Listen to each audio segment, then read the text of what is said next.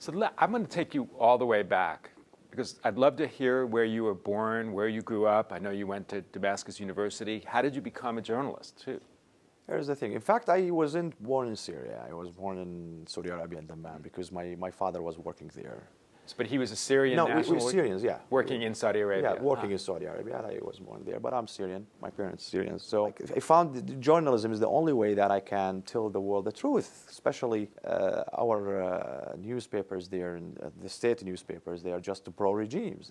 They say nothing, to at least the minimum criticism to the regime, at least to make some reforms.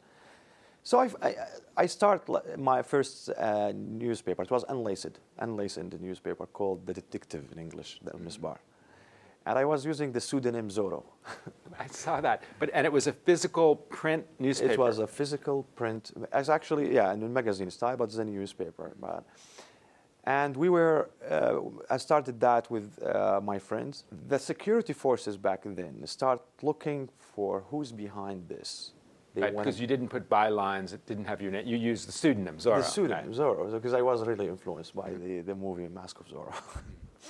Then I got caught after a while. You know, security forces are really, like, they trapped me down, and they were able to catch me. And after that, I was taken to an apparatus called 235, where I got tortured for 4 months. So that was the torture just something they did to everybody? Were you tortured? When you go there, you have to be tortured. That's a final tradition.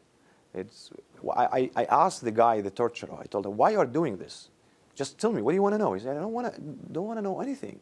It was torture for the sake of torture. Yeah, he was torturing me for the sake of torture, in order to defeat me from inside. Like, so when I get out, when I get released later, so I won't be able to do that again, or to criticize the regime, or to mobilize people against the regime. So you came out, you wanted to continue doing journalism. That was the beginning of the uprising, became a civil war, the kind of outlier of the Arab Spring. Was the story different then than it had been before?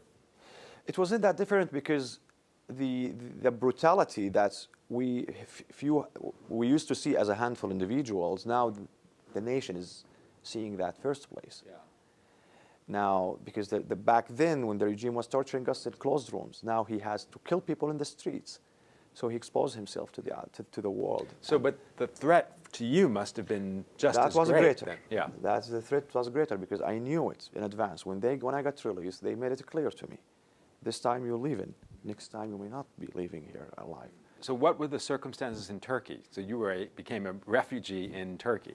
Yeah, then I found myself a refugee. That point when you feel, okay, I got it. Now I understand what does it mean to be a refugee. Because I used to help Iraqi refugees, Lebanese refugees in Syria. And I never thought that I'm going to leave my country and become myself a refugee. It's really hard, you know what I mean? Like, you need always to explain to people, you're a number now. You need always to explain yourself to the people, to tell them who you are. I'm not a number. I'm someone with dreams and stories. I'm a human being at the end of all. And it was really tough at the beginning, but then I used to it. And I chose actually to continue my life and to continue my career and not to give up even here. And now I'm calling America home. Good. And we welcome you, and we're glad you've made it home. So how did you get from Turkey to the U.S. and specifically to Arkansas, which was your first home in America?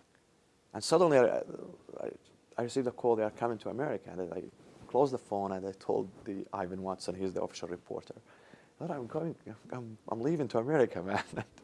And he was, congratulations. Yeah, like, I left there, then to the airport. I found myself suddenly in Arkansas. What I'm doing. So tell me about Arkansas. Yeah, then so I decided I wanted to get some really like natural area where like have woods, things like that. And I had the research. Arkansas, it's actually called the natural state. Like, it was really odd for the people. Like, it's weird. Why are you going to Arkansas? I believe you were the only Syrian refugee in the whole state. I was the only Syrian refugee in the state of Arkansas. What I want to say, the atmosphere there was really nice. I was touched. I was touched by the friendly atmosphere, by the welcoming of the people, because this is totally different from what I used to think. That's American are not warm people. They're not easy welcome as newcomers to the country. They're not gonna welcome me that easy. They like to ask questions. They want to know who you are. That wasn't the case.